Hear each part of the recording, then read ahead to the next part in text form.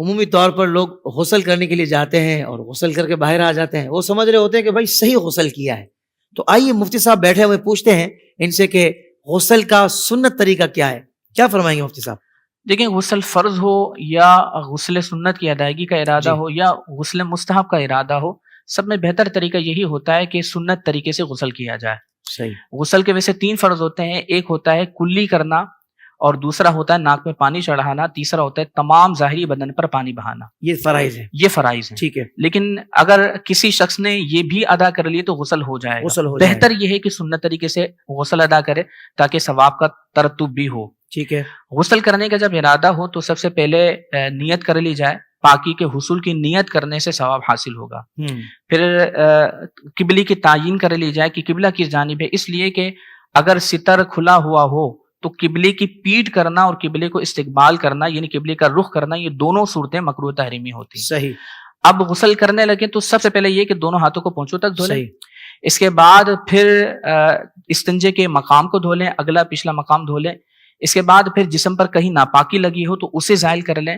اس کے بعد پھر جس طریقے سے نماز میں ہم وضو کرتے ہیں بالکل وہی طریقہ اس میں غسل کے اندر بھی ہوتا ہے. جو نماز والا وضو ہے وہی وضو غسل میں سنت ہوتا ہے. صحیح. تو جو نماز والا وضو ہے اسی طریقے سے وضو کر لیں.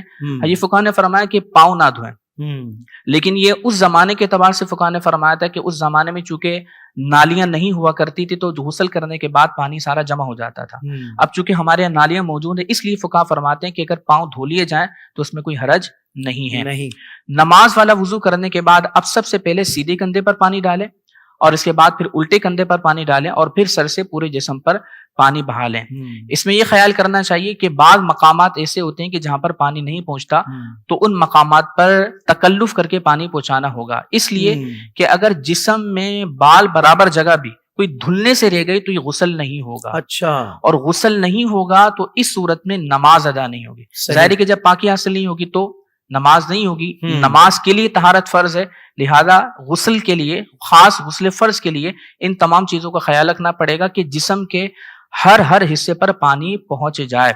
پھر جو پان گٹکے کھانے والے احباب ہیں وہ بھی اس پر توجہ کر لیں. بسا اوقات یہ ہوتا ہے کہ وہ پان کے ریزے یا چھالیاں وغیرہ کے ریزے اندر رہ جاتے ہیں، تو اس میں فقہ فرماتے ہیں کہ بہت اچھے طریقے سے کلیاں کرے تاکہ وہ تمام جمے ہوئے یا جو اٹکے ہوئے ریزے ہوتے ہیں وہ اچھی طریقے سے نکل جائیں. اس لیے کہ غسل فرض میں کلی اس طرح ضروری ہے کہ پانی ہر پرزے پر پہنچ جائے. اسی طریقے سے جسم پر پانی بہانے میں خیال کرنا چاہیے کہ جہاں پانی نہیں پہنچتا وہاں خیال کر کے پانی پہنچایا جائے. سردیوں میں زیادہ خیال کرنا چاہیے کہ جسم پر بسا اوقات خشکی ہوتی ہے تو پانی نہیں پہنچ پاتا، تو خشکی والے مقام پر پانی پہنچانے کا اہتمام ہو. اسی طریقے سے بغل ہے ان پر پانی پہنچانے کا اہتمام کیا جائے، یا وہ اعضاء کی جب مل جاتے ہیں تو پھر ان میں پانی نہیں پہنچ پاتا تو ان میں تکلف کر کے خیال کر کے ان پر پانی پہنچانا لازم ہوگا.